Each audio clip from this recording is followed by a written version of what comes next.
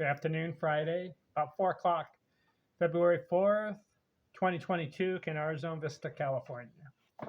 Baseball is a numbers game. This will be video number 9 just on this book.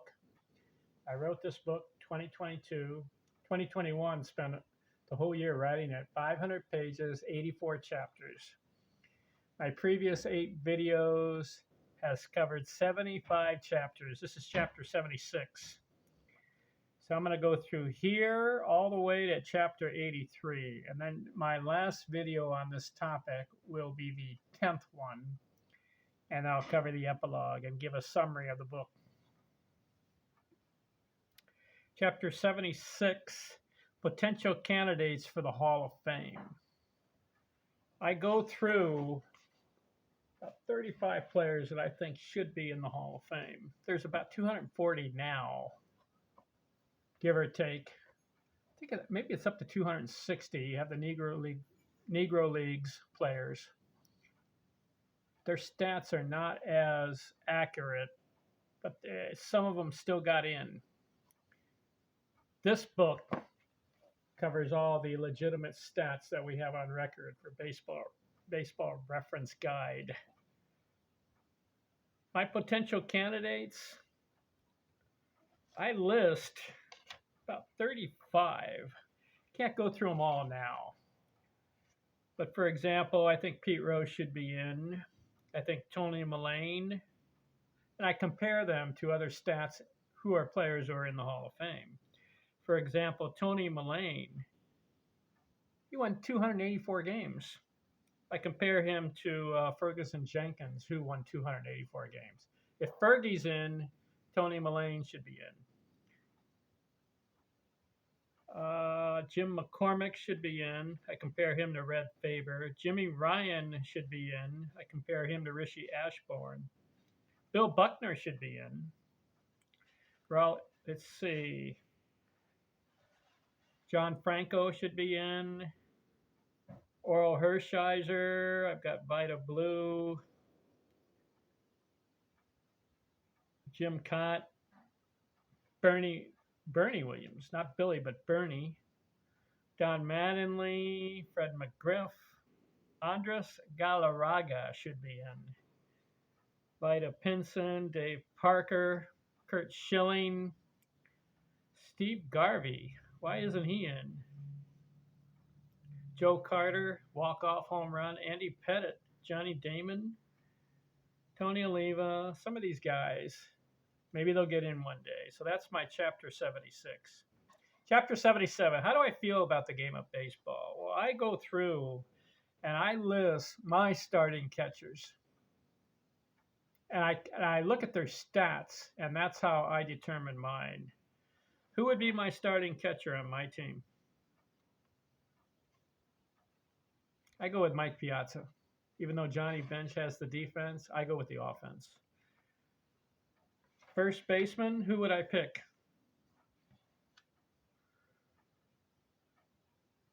Got to go with Lou Gehrig. Second baseman, I went with Roger Hornsby. Third baseman, I go with Chipper Jones.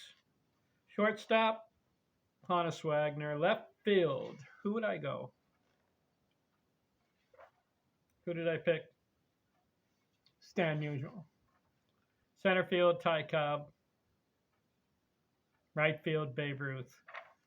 What about Mays and Aaron and all that? It was tough, but these are my choices. Starting pitcher, right-hander, who would I go with? Walter Johnson. Left-hander, who would I go with? Randy Johnson. Relief pitcher, who would I go with? Mariano Rivera. So that's my chapter there. And I look at the stats and prove it. Chapter 78, Old School versus New School, one of my favorite chapters in the book.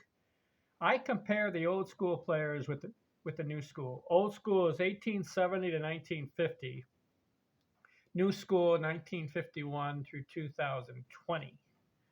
Did you know that there were 65 Hall of Fame players from 1871 to 1950? There were 65 of them who had a career batting average over 300. Did you know that There are only 21 from 1950 to 2020 that had a career batting average of over 300. Who are the better players, old school or new school? I go with old school. As far as home runs, I do the same thing. There were more home run hitters in the new school versus old school. RBIs, runs scored. So if you want to know about that one, you'll have to get the book. And I go through all the old school and new school as far as hits, batting average, runs scored, RBIs, and then I do the pitchers also. Did you know that there were 33 Hall of Famers with 200 or more wins?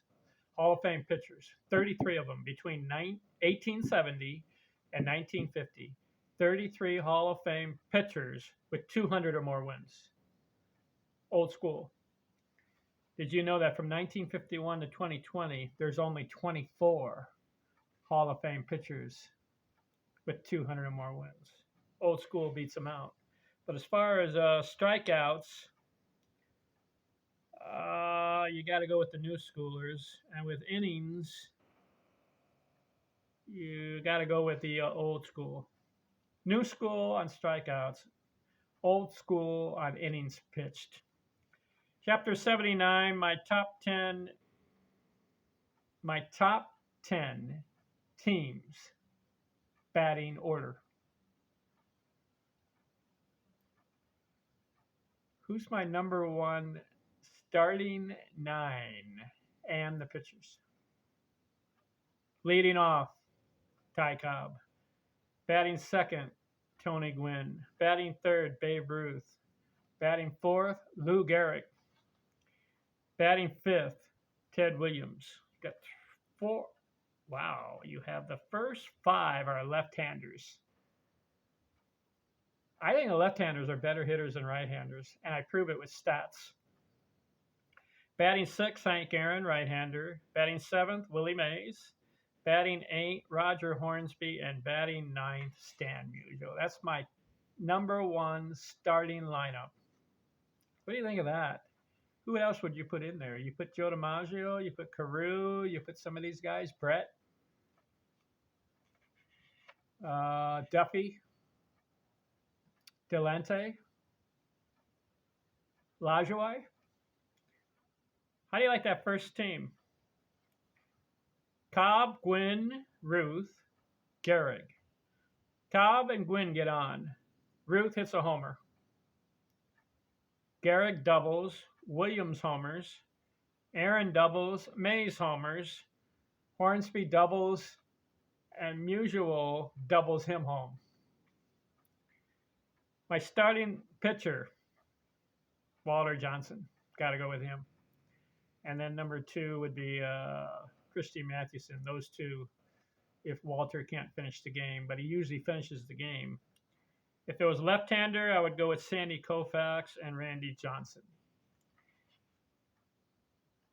Got to put Nolan Ryan in there too on the staff for the first. And then I do 10 teams. So I thought that was interesting, that chapter. Chapter 80, best 63 individual offensive seasons of all time. This is a little different than the best batting season I had before in one of the other chapters. This one I go with runs scored, home runs, triples, doubles, singles, runs batted in, walks, stolen bases, and batting average, all as one total number. Who had the best season? Adding all those numbers. Billy Hamilton comes out number one. Can you believe that? He had 190 in 1894 season. Listen to this: 198 runs scored, home runs 4, not that many, triples 15, doubles 25, singles 181. So adding all the numbers, right? Runs batted in 90, walks 128, stolen bases 100, and he bats 403. His total score is 1144, and that beats everybody else. I looked at all the batting seasons of all these guys, and Billy Hamilton came number one, even though he had 4 homers. But you add all the other numbers.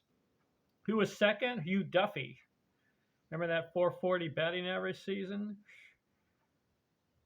He had 160 runs scored, 18 homers, 16 triples, 51 doubles, 152 singles, 145 RBIs, 66 walks, stolen bases 48, bats 440. His total score 1096. Billy Hamilton was at 1144. Who was third? Babe Ruth. And that 1921 season, I added up all his numbers. He had the high numbers in home runs and triples. The singles were low, but the runs batted in were high, and the walks were high, and the batting average was high. But he came in third. So I go through 63 players. Number 63 was Mickey Mantle. Okay. Chapter 81. Best 32 individual pitching seasons of all time. Who came out number one? And what I did was wins, innings, strikeouts. Who had the best?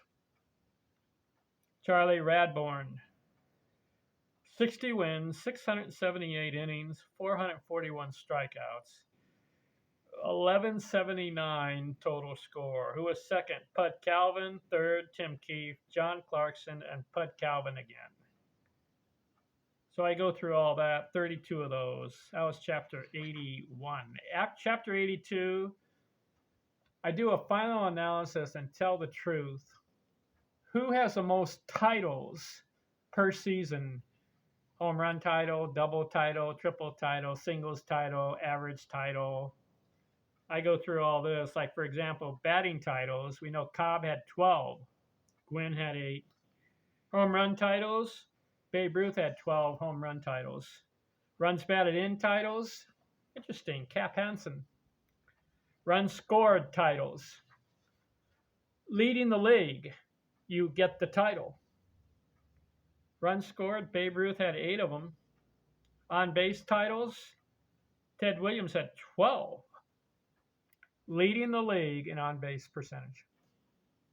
Slugging, Babe Ruth 13 times. Most hits, Ty Cobb 8 titles. So I go through that in that chapter. Interesting there. Then I analyze every player to see how many times in their career they batted over 300. And I go through all 162 position players. Cap Hansen leads with 24 times over 300. 24 seasons over 300. Cobb was second with 23 of them. Eddie Collins had 20.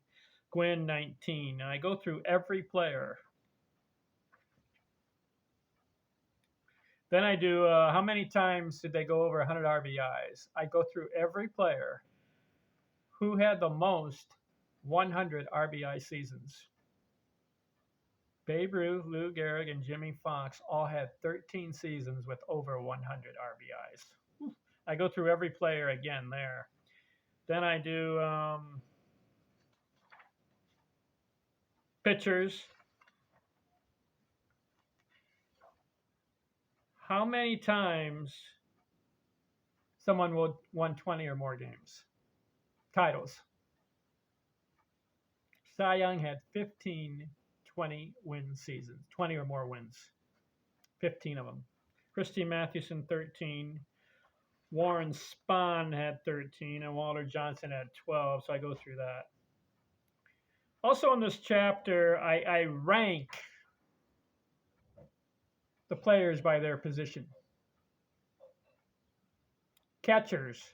Who had the best career numbers among catchers? You know who? Which catcher had the best career numbers in home hits, runs, RBI, batting average? Ivan Rodriguez. First baseman, who leads? Cap Hansen. Second baseman, Eddie Collins. Third baseman, Paul Molitor. These are career numbers. Shortstop, Honus Wagner. Left field, Pete Rose. Center field, Ty Cobb. And right field, sorry, babe, Henry Aaron beat you as far as numbers. Also in this chapter, I give out gold medals. You know, in the Olympics, they give out the gold medal. Who got the most gold medals, indicating they won a certain title in the season? Sometimes they have multiple, like they win the home run title and the slugging title, and sometimes the triple crown title, right? Where you get home runs, RBI, and batting average. You win all three. So who had the most gold medals? Babe Ruth had 14 of them. Ty Cobb, 13. Henry Aaron gets 5 gold medals. Hornsby, 4. Ted Williams, 4. Ricky Henderson gets 4. Understand, on the gold medals, they win. They beat everybody at their competition. So that's an interesting chapter. Chapter 83, I do something different. I have a competitive debate among all the Hall of Famers. They all get in the same room, and they all argue with each other and say, I'm the best. And they prove it with their numbers.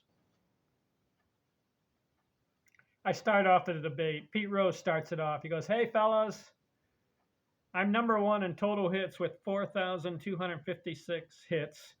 I have number 1 in games, 3,562. And I have number 1 in at bats, 14,053. Do you agree I'm the best hitter of all time? And then all the other players, they respond. Hornsby responds and said, hey, Pete, you never batted over 400, and your career batting average is 303, mine is 358. And then Pete responds back and says, well, wait a minute, I had 10 200 hit seasons. How many did you have, Hornsby? And then Gwynn gets in there and says, I batted over 319 years in a row. I had a 5-year stretch where I was over 350. Carew gets in there, Wagner, Simmons. Ruth and Aaron argue about home runs. Ruth says, hey, Henry, you had 700 more games than me to hit, and yet you only beat me by 50. And Aaron goes, yeah, but I've got the number 1 title of home runs, 755. And Ruth goes, I hit 60 in a season. How many did you hit? And Aaron goes, well, the most I hit was 47, I believe. So they argue. This whole chapter is an argument among all the players, and they that was kind of fun to do. Then I do the same with the pitchers. Charlie Radbourne says I won 60, and other guys go, well, you pitched every other day, where we pitched every 4th day. So there's an argument there. That's an interesting chapter. All right, that covers my 9th video on baseball is a numbers game. The next video will be the 10th one on this book, and I will summarize. I will do the epilogue, and I will summarize this book. 500 pages. It was a labor of love, examining the achievements and stats of Baseball Hall of Fame players, those who made the Hall of Fame in Cooperstown, New York. Ken Arzon, thanks for watching. I'm out. Next video will conclude this series on